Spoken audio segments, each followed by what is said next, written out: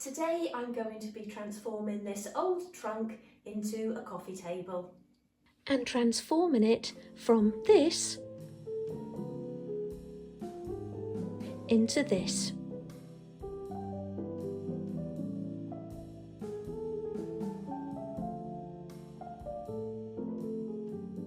So when we made over the living room, I knew that I wanted something a little bit different in there as a coffee table. And after doing a little bit of research online, I decided upon a chest or a trunk.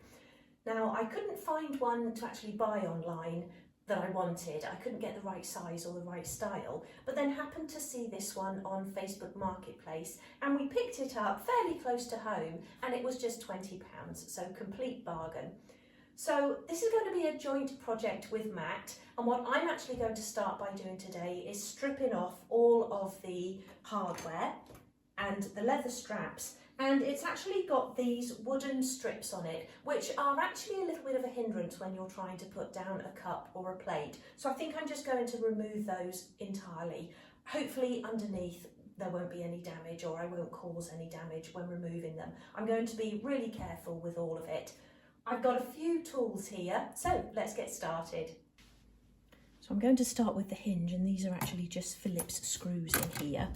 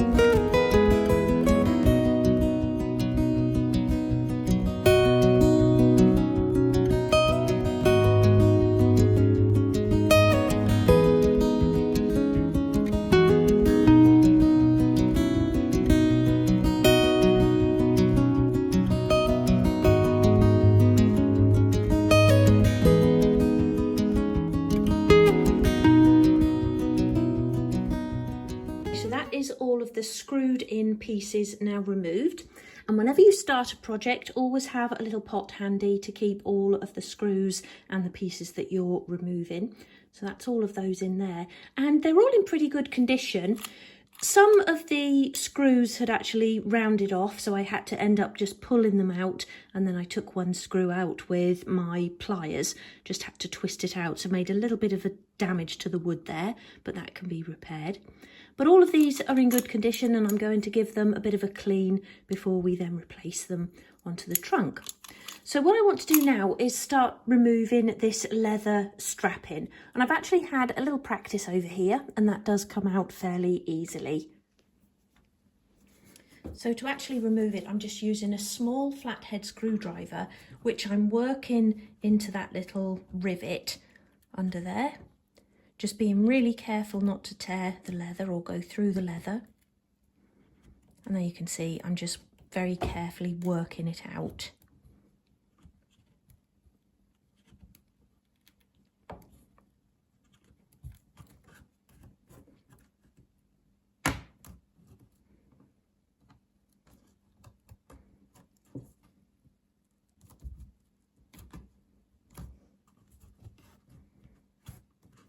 That.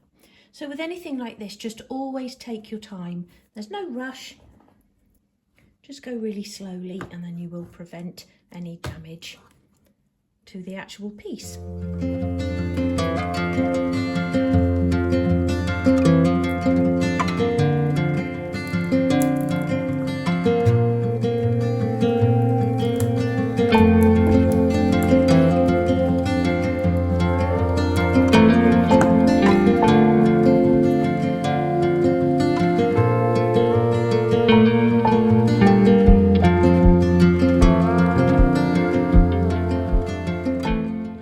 All of the strapping removed now as well, and I've also removed all of the little rivets or the pins. so that I can give the leather a really good clean. And that is actually quite dirty looking at it, so I'll look forward to doing that. So what I'm actually going to tackle now is this wooden banding. So I just had a practice removing the first piece there, and it does come off very easy. So it is actually just tacked on in a couple of places with these tiny tacks, and there isn't any glue behind it, which I'm glad about, because I was worried that the glue was going to split the wood or pull up big chunks of wood. So let me do the other one now.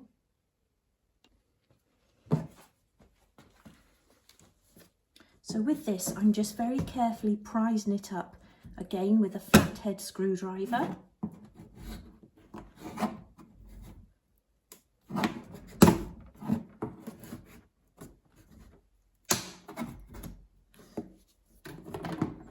And then where I've got a tack or a couple of tacks left in there, I'm just going to lift those out with my pliers.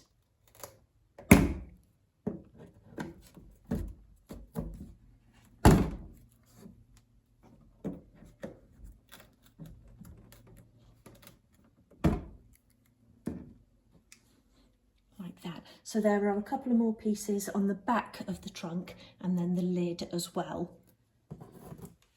Right, so I'm now starting on these metal corners. I've had a bit of a practice over the other side, and the trick with it, so that you don't actually damage the crate, is to get the screwdriver right underneath the rivet and just very carefully prise it out.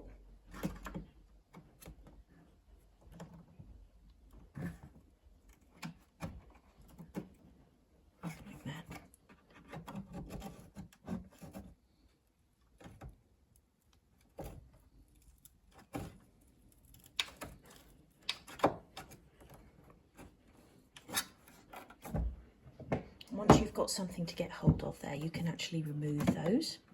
I'm using my pliers to do that.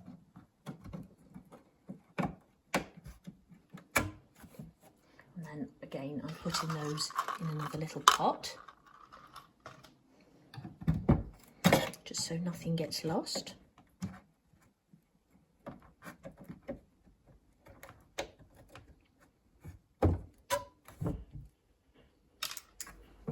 And this metal is quite thin, so it probably will bend as you're working on it, but you can then bend it back into shape.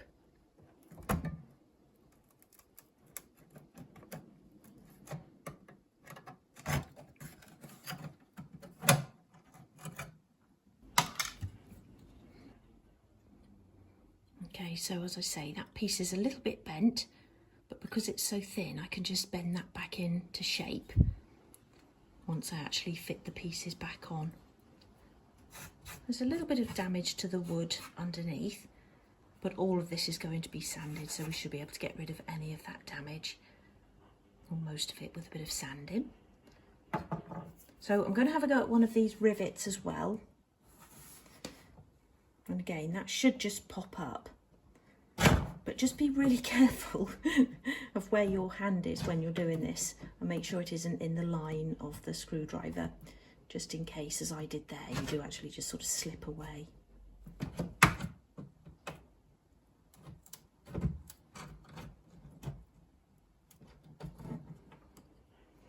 one as well. Okay, so I'll continue my way around. Okay, so the chest is now completely stripped and I've got everything stored safely in a box. And I'm now going to hand this over to Matt to take down to his workshop and begin the sanding.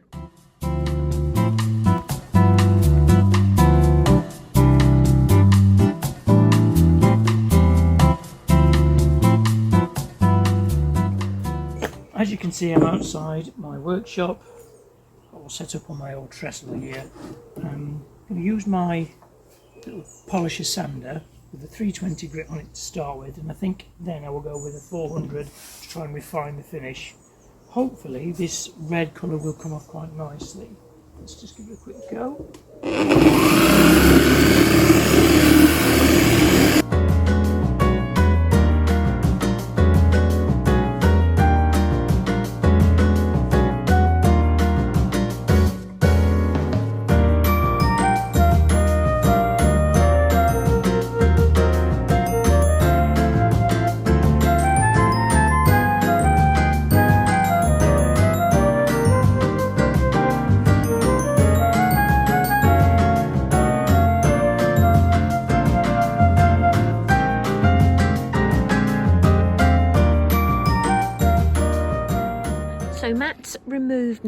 best part of the stain. As you can see, it's left a little bit of the red, but we don't want to sand any more because it then may go through the wood, because the wood is probably only about 3mm thick, so we don't want to risk making any holes in it. Now, whereas we were just going to go over with a clear wax, weren't we? We're thinking now we're going to use a wood dye, which we've actually both got quite a bit of. So Matt is trying here. Which one is this? This is the antique. The antique pine. And I think if I can get a bit of tissue as well, maybe that's a bit too much, but yeah, because that's quite nice. And then actually there's a bit of tissue in here. If you wipe it off with that, because that's what I do when I'm making my doll's house furniture. Yeah. It actually leaves quite a nice colour. It's also hiding a lot of the red as well, I think. Yeah. I think that's quite nice. I do actually. Yeah, and then when that's dry, we'll give it a really good coat of wax. That'll probably enhance the grain a bit as well. Yeah, I actually quite like that. Yeah. Okay. Well, I'll do that all over then, and then yeah, I think that will look nice with all of the bits back on, and the antique brass and the brown leather. It's bringing the wood grain out quite nicely, isn't it? Because I was thinking it would just be the same colour as the furniture, but it's not going to be, is it? No, it's going to be a contrast. Again, like you say, you can have different colour woods, can't you? Yeah. But yeah, it's just, I think it's enhancing the grain a little bit as well. It's not, Yeah. it's taking that red away. I like that. It's taking that sort of mahogany away, and it'll be more in keeping with what we've got in there. Yeah. Definitely. Okay. I've just got a soft paintbrush and just applying it with the grain. I think you can agree, just straight away that brings out all the knots in the wood. It's going to make it look a lot nicer, especially when it's waxed.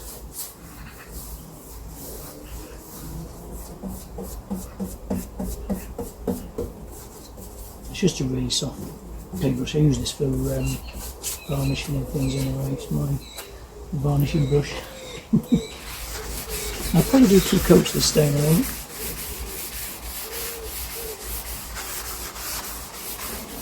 Yeah, I really like that. It's hiding that red as well. Some damage in areas as well, but I think it's going to add to the actual look of it, a bit of a patina to it.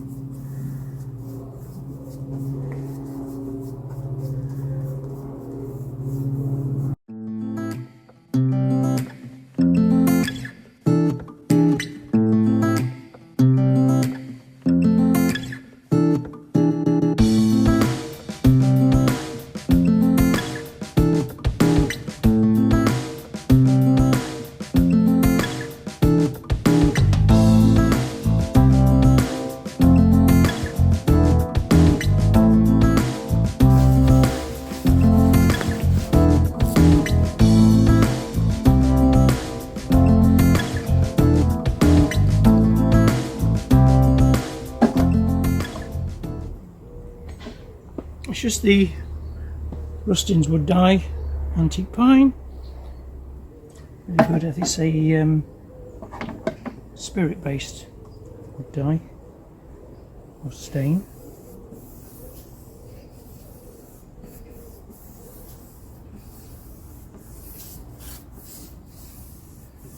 Yeah, it's bringing the grain out lovely.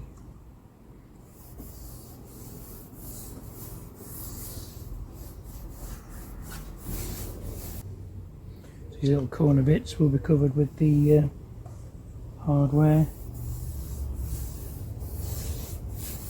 And once the hardware's on it as well, it'll make a big difference.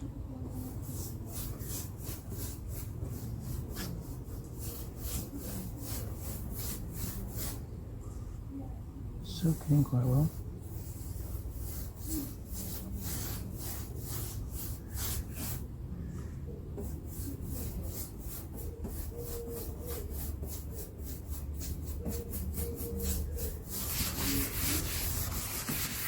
Okay, I'll do the sides and let that dry, and then I'll give it another coat, I think.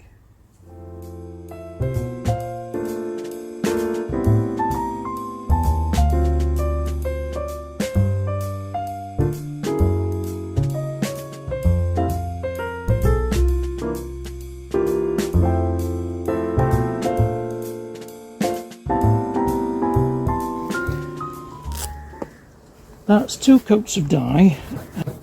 So what I'll do now is I think I'll leave this to dry overnight, good 24 hours at least, and then give it a really good coat of wax. And then Julie can put all the hardware back on.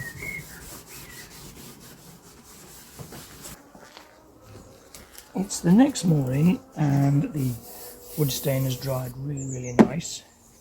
So what I think I'm going to do now is just give it a good coat of the finishing wax. This is my Rust-Oleum.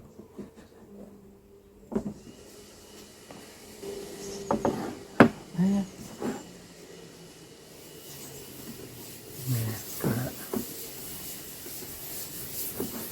I will give it a coat of the lavender wax as well when it's indoors, and that just gives it an extra bit of lustre. And I think probably 2 or 3 coats of this wax, then it dry in between, then give it a good buff off in between coats. Should smooth out the finish, give it that little bit of sheen to it. I'm really happy with the way that's come out. Actually, you can see all the wood grain in it. Gives it an extra bit of detail.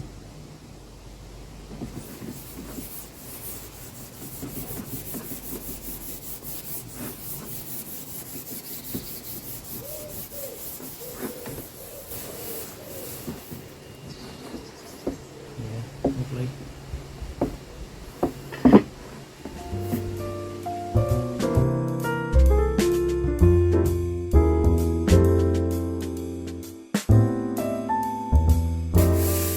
So the chest has been in the workshop here for about an hour or so now. I'm just going to go with my, just drill with a soft polishing mop on there. And that'll just bring up the sheen.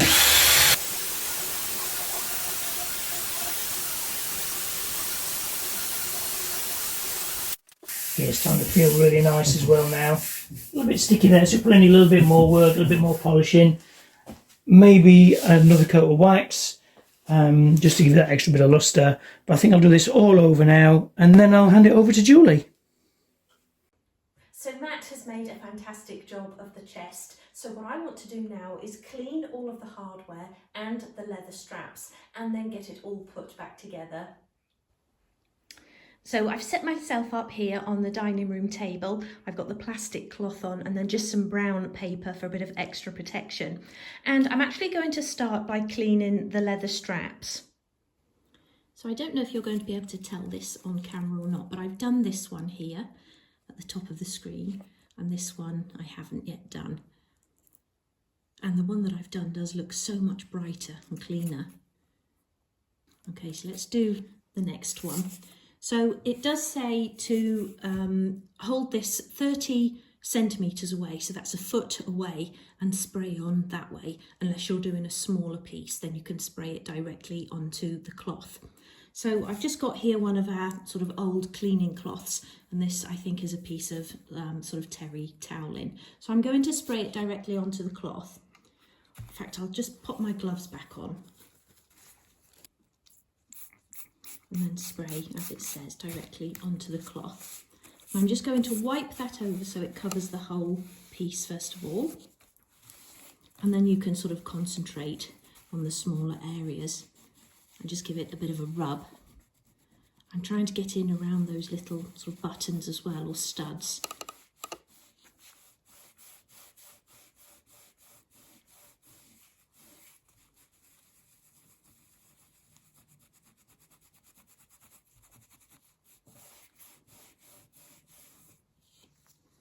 And you can see there the dirt coming off.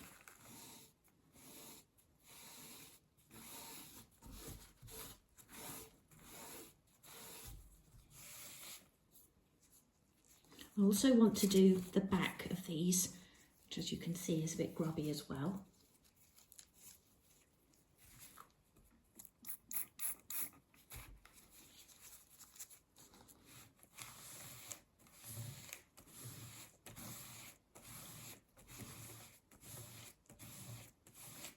And that's actually easier to see there, the dirt just sort of lifting off. I'm actually trying not to rub too hard because I'm aware that I'm making the camera sort of wobble about, but what I'll do is I'll just fix that onto the tripod so that I can give it a bit of a better clean.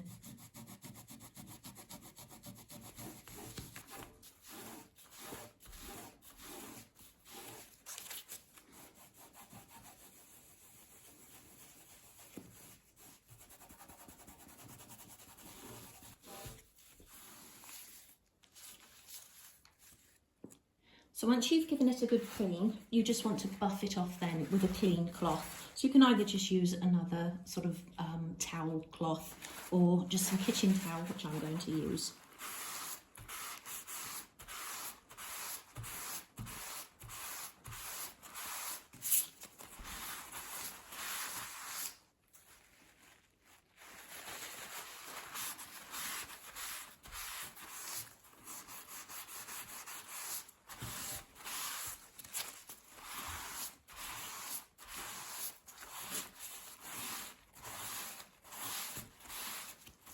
So that's the two smaller pieces done now. Now I've got the longer straps which go all the way around the trunk.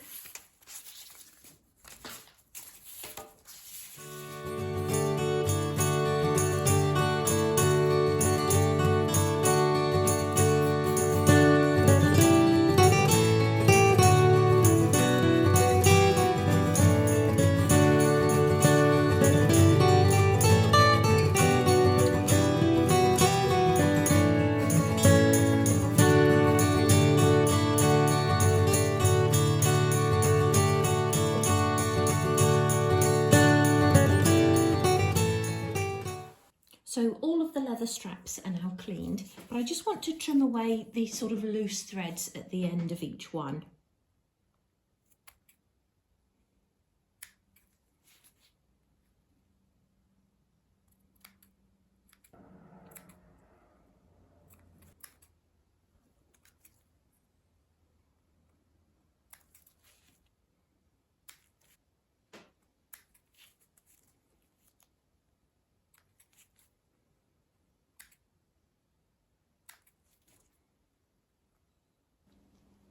So I'm now moving on to all of the metalwork pieces. So I've got all of the corners and then the sort of side corners as well, side edges. And for these, I'm just going to be using normal household polish. And I've got this lovely wood silk beeswax polish here. And again, I've just had a go with one just to show you before and after. So you can see here the after is a lot shinier, and you can see more of the detail in the pattern. It gives it, you know, a nice sheen there as well along the edges. So I'm just spraying my polish onto my duster and then giving each piece a shine, but just making sure that I'm not bending the metal too much out of shape. So I'm putting my fingers on the inside there just to hold it in rough shape while I polish it, because as I was removing them, I have sort of bent some of the metal, but it is very soft, pliable metal, so I will be able to fit that back on and reshape it once it's actually on the chest.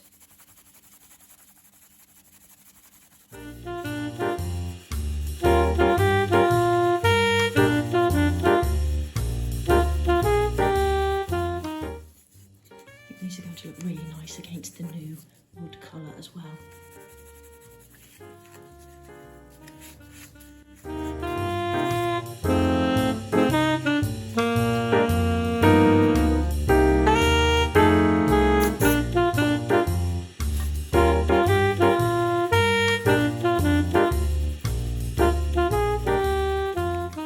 So that's all of the corners now done, and I've now started on the hinges, and I just wanted to show you a before and after. And again, it just gives it that really nice sheen and brings out a bit of the brass along the corners there. And again, I've got the before there and then the after here. And the actual trunk latch came up really nicely as well. Get my shadow out of the way there.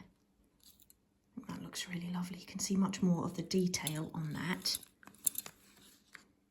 So I'll get these last two hinges done, and then I can actually start putting it all back together, because I'm not going to polish all of the studs individually, because that would probably take me a whole week.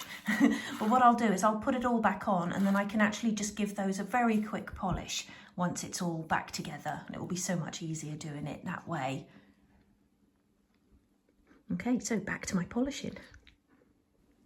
So I've got the chest up on the table now just to make it a lot easier to work on, and I'm now ready to start reattaching all of the hardware. And I'm actually going to start with the hinges at the back of the chest. So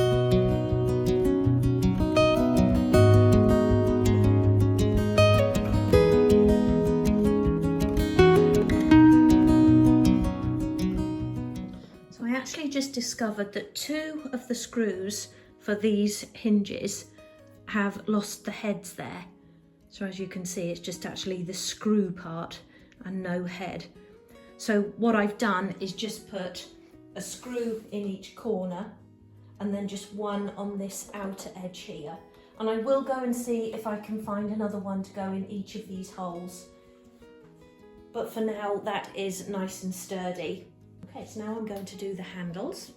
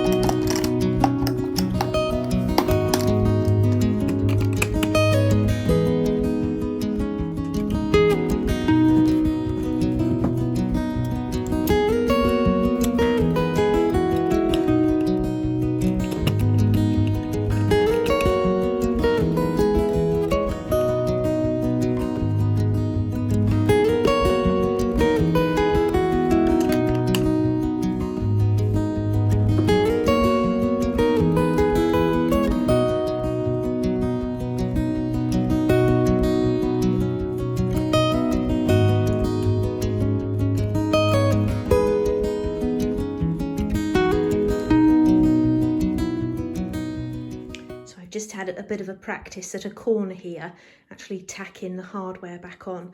I think that looks really good.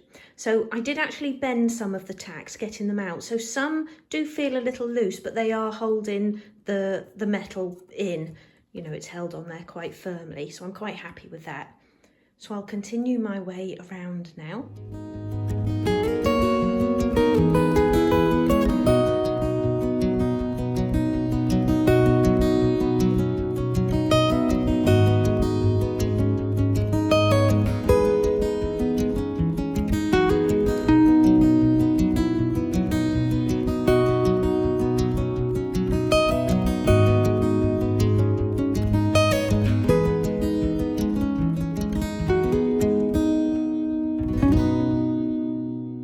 Whilst I was actually removing these rivets in the first place, I did actually bend a lot of them. So a lot of them are like this, and I now can't get them back in. So I can't straighten them to actually get them back in. And if I do straighten them, they're not holding, so they're not strong enough to actually hold the hardware back in. So I've used now all of the ones that I can use, and all the rest of them are actually bent. So I was considering actually ordering some more on Amazon just to actually do the leather strapping. But actually looking at the chest there without the strapping on, I think I might prefer it without them. So I just had a word with Matt as well and said, what did he think if I didn't put them back on? And he says it actually looks really good without the straps. Now, we had actually already decided that we wouldn't put the rivets back in, because the rivets do actually limit then the flat surface area that you've got to stand things on. And even then with the straps, if I just lay one across there like that, even though they are a lot flatter, you've still then got that little ridge. So if you were to stand, you know, a glass or a cup on there, or even put a coaster on to then put a glass or cup on, you've still got that sort of ridge that things can actually rock on. So unless you're using a tray, you might want to think about that, just having a flatter surface area. But although I did quite like the strapping, I do actually like it without, and, you know, to have a sort of plainer look. And I think that will suit the living room as it is. But the only way we'll find out is actually by trying this into place. I'm really pleased with how this turned out, and even though it wasn't the colour that I thought it would be, I actually think I prefer the darker colour as a contrast to the furniture in the room. I really hope you've enjoyed this episode. And my next DIY project is going to be those little wooden lanterns that I've been promising to do for a while. And I'll let you know when that's coming up. But yeah, like I say, really hope you've enjoyed this one. And I'll see you again in the next episode. So until then, take care. Bye.